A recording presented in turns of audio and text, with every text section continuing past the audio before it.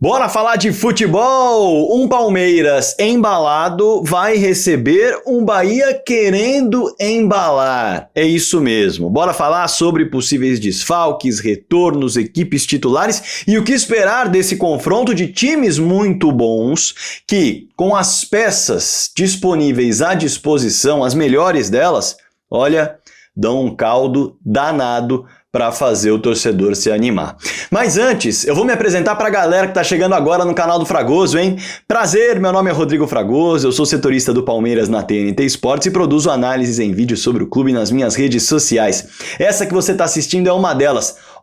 Me dá uma moral? Já somos mais de 78.600 por aqui. Eu quero chegar nos 100 mil inscritos até o fim do ano. Essa é a meta. Inscreva-se clicando aqui no botão inscrever-se e já clica no botão do lado, que é o sininho, para ativar as notificações. Todo dia, às 7 da manhã, tem um vídeo especial para você com uma análise sobre a Sociedade Esportiva Palmeiras. E às sextas-feiras, um papo ao vivaço, uma live lá para 11, 11h30 para a gente trocar ideia. O assunto da live, quem manda é sempre você pelo chat, sabia? Então, conto com a sua audiência. E também já clica no botão do like, que é muito importante para o trabalho realizado aqui. Show? Olha só, vamos começar falando sobre o Bahia. Eu quero falar sobre o momento dos dois times, que é bem interessante, tá? Porque o Bahia vem com duas perspectivas muito diferentes em relação às competições que disputa. O Bahia da Libertadores é um, o Bahia do Campeonato Brasileiro é outro. Para se ter uma ideia, o Bahia da Libertadores é um Bahia animado que, é verdade, só empatou com o Internacional em casa, mas venceu o Nacional fora, venceu o Atlético Nacional em casa, tem 7 pontos e é o líder do seu grupo. Então, é um Bahia confiante, com resultados importantes internacionalmente. Mas no Brasileirão, o papo é outro. Por quê? Porque só foi dar resposta na última rodada disputada. Só tem uma vitória no Campeonato Brasileiro. O Bahia empatou com o Corinthians reserva na estreia, um Corinthians de ressaca do título paulista. O Bahia empatou com o Santos, levando a virada na Vila Belmiro nos minutos finais. Poderia ter saído com uma vitória. O Bahia só empatou com o Mirassol em casa, saindo atrás no placar, não tendo forças para virar o jogo. E o Bahia perdeu feio para o Cruzeiro, 3-0 longe de casa. A resposta veio mesmo contra o Ceará na rodada passada, vitória por 1-0. Finalmente, o triunfo, desculpa, não vitória, o triunfo, tem que pedir desculpas porque o torcedor do Bahia leva muito a sério isso. O triunfo que aconteceu contra o Ceará para deixar a incômoda zona de rebaixamento para trás. O Bahia está longe de ser um elenco para lutar contra o rebaixamento no Campeonato Brasileiro. Bahia que só perdeu um jogo fora de casa no ano todo, foi esse 3-0 para o Cruzeiro, o jogo acontece no Allianz Parque, e contra adversários de primeira divisão, nacionalmente ou internacionalmente, tá? Tô falando dos dois. Pode ser primeira divisão no futebol brasileiro, pode ser primeira divisão no futebol colombiano, pode ser primeira divisão no futebol uruguaio. Só venceu, fora de casa, um dos 6 jogos. Venceu o Nacional em Montevidéu, vitória histórica marcante. Mas empatou com o Santos na Vila, empatou o clássico contra o Vitória, empatou contra o The Strongest na altitude, que aí sim é um bom resultado, empatou com o Boston River. Então assim, o time a quebrar a boa sequência do Palmeiras será o time da Libertadores da América, que vive um momento especial, ou será o time do Campeonato Brasileiro que derrapou nas próprias pernas muitas vezes, mas vem de 2 vitórias em sequência querendo embalar. É um Bahia querendo dar a resposta de cheguei para a temporada. Porque o Bahia não tinha 2 vitórias em sequência, agora tem com... Oh meu Deus, vitória não. Vai ser difícil esse vídeo, tá? Peço perdão aos torcedores do Bahia, vai acabar saindo vitória, não tem jeito. O Bahia não conseguia 2 triunfos consecutivos há 8 jogos. Quando venceu a final do Baiano e venceu também na Copa do Nordeste, 2 jogos em sequência. Depois foram vários tropeços. E agora voltou a triunfar 2 vezes contra o Ceará e contra o Atlético Nacional. Mas o Palmeiras vem muito confiante. Muito confiante. Pode até contar com novidades na sua escalação. Porque é uma equipe que tem 7 vitórias consecutivas. Algo que não acontecia desde 2021.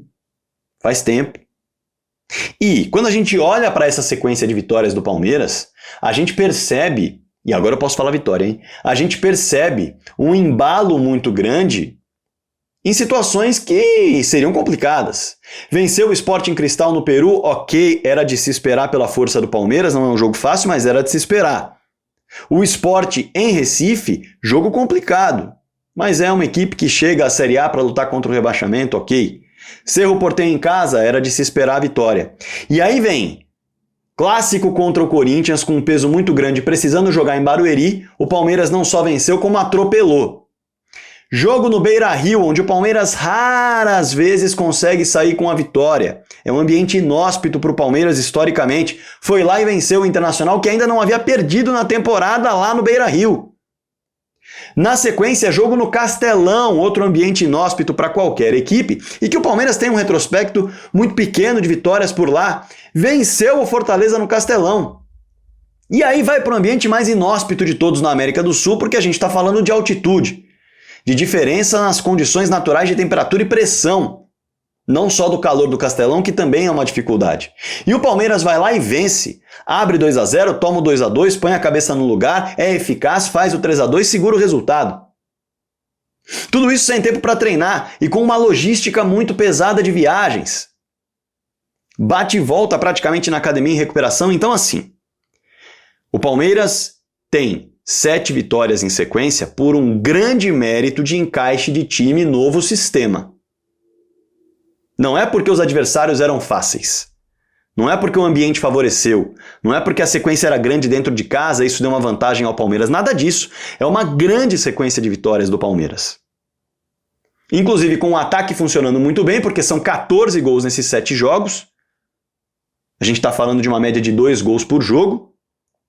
E 6 gols sofridos, uma média inferior a 1 gol por jogo sofrido. Jogando a maioria deles fora de casa.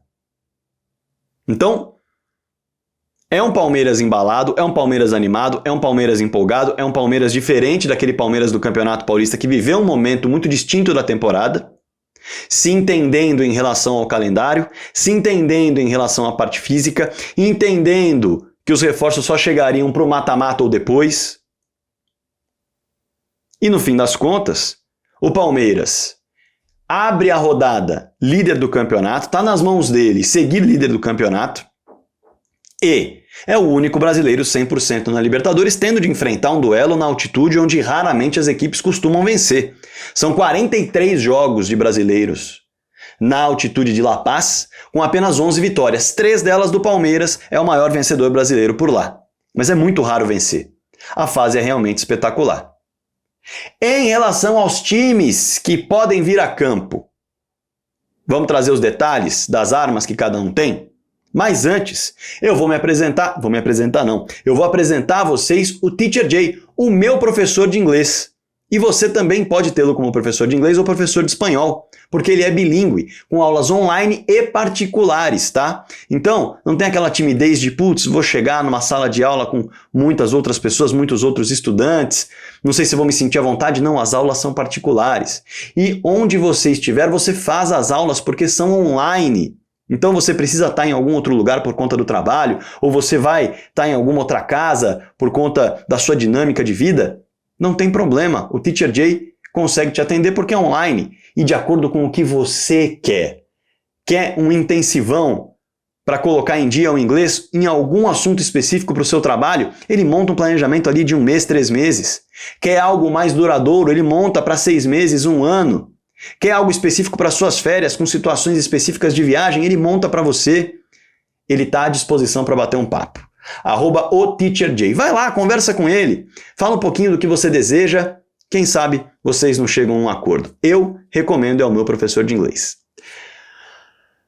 Bora então voltar para o tema do vídeo? Em relação aos times que podem vir a campo, as armas que cada um pode apresentar. O Bahia do Rogério Ceni, segundo as últimas informações que eu consegui apurar nas leituras em relação a quem trabalha no dia a dia do Bahia, não contará com o goleiro Ronaldo, o lateral direito Santiago Arias, os zagueiros Gabriel Xavier e Canu. O Michel Araújo é dúvida porque estava já em fase de transição antes mesmo do confronto contra o Atlético Nacional. Mas é um Bahia que tem, por exemplo, o goleiro Marcos Felipe como reserva, que oscila bastante, mas tem jogos muito bons. E aí a gente olha para a direita com o Gilberto, que é experiente, é cascudo, é bom jogador, mas o lado esquerdo do Bahia é muito perigoso com o Luciano Juba. Esse lado esquerdo do Bahia é muito perigoso com o Luciano Juba porque é um jogador que já foi ponta, é muito agressivo, se encontra com Eric Pulga em várias ocasiões, que é um dos artilheiros do time, que vive uma grande fase. Para você ter uma ideia, o Luciano Juba tem 7 assistências. Então esse lado direito do Palmeiras vai precisar marcar muito forte, porque é um lado de grande criatividade e é um foco de jogadas de gol do Bahia, sem dúvida alguma. Além de um meio-campo que, quando vive um dia inspirado, demanda muito a atenção da marcação. Nós estamos falando de 4 jogadores que o Rogério tem utilizado, o Cauli um pouco mais aberto pela direita, mas caindo por dentro o tempo todo, que conta, como eu disse, com o Cauli, Everton Ribeiro, Jean Lucas e Caio Alexandre. O Caio Alexandre, um cão de guarda que tem qualidade no passe longo, se necessário for. O Jean Lucas, um volante que ataca o tempo todo a grande área. O Everton Ribeiro, que tem a capacidade do passe. E o Cauli, que é um jogador com capacidade de finalização ambidestro dos dois lados e de passe. Por isso ele atua com essa liberdade pelo lado direito. Chegou a ficar na reserva alguns jogos, inclusive. Ele reveza com o Ademir, aquele lado direito. O Ademir muda completamente a característica porque é um ponta direita. E aí, de um modo geral, busca mais a velocidade do que a construção por dentro. Então, é um Bahia com qualidade. É um Bahia que tem um Lúcio Rodrigues como centroavante, que o Palmeiras quis a contratação, mas não conseguiu, foi o Bahia que conseguiu, com 7 gols na temporada também, com moral. O William José, que estava com peso de um jejum de gols, foi lá e fez o gol da vitória contra o Atlético Nacional na Libertadores e pode ganhar moral também, pode se recuperar, extremamente cascudo. Além de contar, como eu disse, com o Ademir para sair do banco de reservas como um ponta para pôr fumaça no jogo, o Rodrigo Nestor, que é um meio-campista com qualidade, com a bola no pé, o próprio Eric, que tem saído do banco e tem 7 gols na temporada. Então é um time muito interessante, o time do Bahia, que vem derrapando no Brasileirão, mas a tendência é que embale. Quando? Não sei, mas é um desafio para o Palmeiras sem dúvida alguma. Já o Abel vive a expectativa de contar com a volta do Richard Rios, que é um jogador diferente, é um jogador com capacidade de defender e de atacar no meio campo, estava com edema na coxa e existe a possibilidade de voltar. O Mikael não, zagueiro, que fica no DM, junto com outros atletas que iniciaram a transição física, de um modo geral ainda demoram para voltar. Murilo, Mike, Veiga, o Bruno Rodrigues, que o torcedor muito perguntava, tem previsão para o Bruno Rodrigues? Tem previsão para o Bruno Rodrigues? Começou a transição física. E aí cada um vai ter o seu cronograma individualizado. O que significa começar a transição física? Estão curados das suas lesões. Ponto. Agora é o departamento de fisiologia entender qual é o momento em que eles estarão equilibrados muscularmente e prontos para encarar a exigência da intensidade de jogo durante 90 minutos para estarem à disposição do treinador. Beleza? Por isso, dificilmente estarão à disposição para esse confronto, mesmo sendo em casa. O Vitor Roque é dúvida, por conta das dores no tornozelo, mas um provável Palmeiras que vem a campo não deve repetir a estratégia da Bolívia, que colocou 2 camisa 5, e 2 laterais esquerdos, subindo um pouco mais a estatura de um lateral esquerdo na zaga, que foi o Piquerez, sendo o Vanderlão ala. A tendência é de um Palmeiras que tenha o Everton no gol, Giai, Bruno Fux e Gustavo Gomes na zaga. A partir daí, 3 zagueiros com o Giai sendo um cara que pode sair um pouco mais. Emiliano Martínez e Aníbal jogaram os 2 titulares no último jogo na Bolívia. O Abel vai ter que entender quem está melhor fisicamente, quem se recuperou melhor. E isso é uma dúvida que o técnico Abel Ferreira só vai tirar em relação a todos os jogadores, inclusive, lá perto da hora do jogo. Quem realmente ainda está com altitude no corpo, quem se desgastou demais por conta da altitude e a recuperação das 48 horas não foi suficiente. Então tudo aqui caminha no campo da suposição. Mas, como eu disse, Giai, Bruno Fux, Gustavo Gomes, Emiliano Martínez ou Aníbal. Vai depender de quem der a melhor resposta. O Emiliano Martínez é o titular, mas se estiver muito desgastado, o Aníbal pode entrar em campo. Como ala pela direita, o Felipe Anderson jogou pouco na altitude, a tendência é de que retorne. O Estevão saiu vomitando da altitude. É preciso entender como que o aniversariante daquele dia vai reagir aos efeitos, mas de um modo geral, pela juventude, recupera mais rápido, deve estar em campo. Lucas Evangelista ou Richard Rios para fazer esse camisa 8 que pode armar o jogo, os dois têm essa capacidade, o Richard Rios com uma capacidade mais de drible, o Lucas Evangelista com uma capacidade mais de finalização de média distância que ele também tem, e passe, e o Piquerez como um ala pela esquerda. Na frente, Facundo Torres e Flaco, lembrando que o Palmeiras tem o Paulinho e o Maurício no banco de reservas como peças bem interessantes que podem ser utilizadas no time titular, a depender do desgaste de todo mundo. Afinal, o Paulinho nem mesmo entrou no jogo da Bolívia e o Maurício jogou cerca de 30 minutos, então há um desgaste evidente, mas não é tão grande quanto aqueles que jogaram o jogo todo ou mais de um tempo. Para falar a escalação corrida possível, o Everton, Giai, Bruno Fux e Gomes, Emiliano Martinez ou Aníbal, Felipe Anderson, Estevão Evangelista ou Rios e Piquerez, Facundo Torres e Flaco Lopes. Facundo Torres que é o incansável também, né? Enfim, o Paulinho pode aparecer no lugar dele para dar uma recuperação, o próprio Maurício pode aparecer no lugar do Facundo também, a depender da característica. Tudo vai depender muito da parte física, que realmente é o grande desafio dessa temporada. Não há descanso. É impressionante. Perfeito? E aí? O Palmeiras embala a 8ª vitória seguida? O Bahia vai embalar a 3ª vitória seguida e interromper essa sequência do Palmeiras? Os dois travam a sequência, acaba num empate no Allianz Parque. Quem é o favorito? Deixa nos comentários aí embaixo, é muito importante para o meu trabalho. Converse com a galera aqui embaixo. Eu li aqui fora de combate. Converse com a galera aqui embaixo. Maravilha? Não se esqueça do like, o joinha que é muito importante e o hype, tá? Esses dois botões estão aqui embaixo e são muito importantes para o YouTube entender que o vídeo é bom e mandar para mais pessoas. Clique neles, tá? E não se esqueça de se inscrever no canal. Bora para os 100 mil juntos. Combinado? Conto com a sua audiência, conto com a sua participação, conto com você espalhando o canal do Fragoso para todo mundo. Tô esperando seu comentário aqui embaixo. Bora falar de futebol.